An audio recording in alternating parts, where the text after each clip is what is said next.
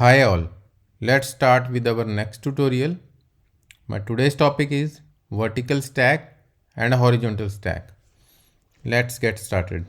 So in SwiftUI, the vertical stack is a container view that arranges its children view in a vertical stack.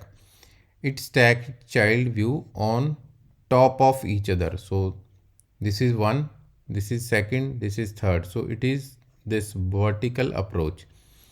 So it it manages it view top of each other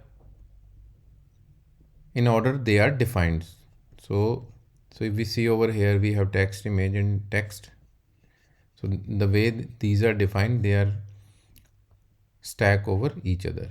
In SwiftUI, the horizontal stack is another container view that arranges its children view in horizontal stack. It stacks its child view side by side. So it would be like this 1 2 3. This is horizontal. So let's see them in action. So I am going to take another vertical stack view and then I'm adding a text view in this that is called, let's start with rock garden, right? Then let's add another horizontal stack to add view horizontally in this stack view. So let's add another text view, which is this rock garden is in sector 1, and then again a text, and this is in Chandigarh. So we are adding this way. So okay, so this is that. So let's remove our this vertical stack.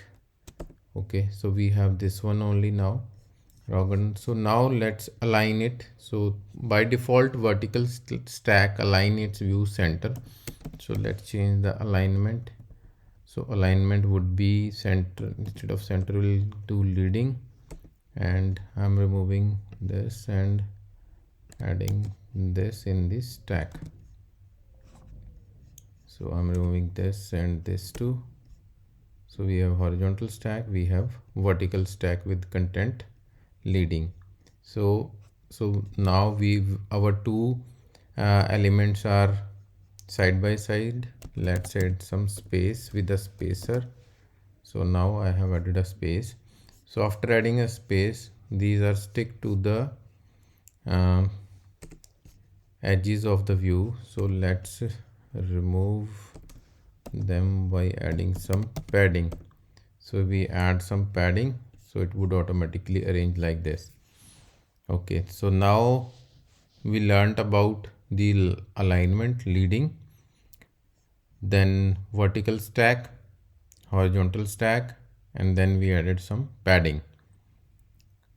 So this is the basics of vertical stack and horizontal stack. So we can use spacer for adding a spacing. So we can add another if we want to add some more info.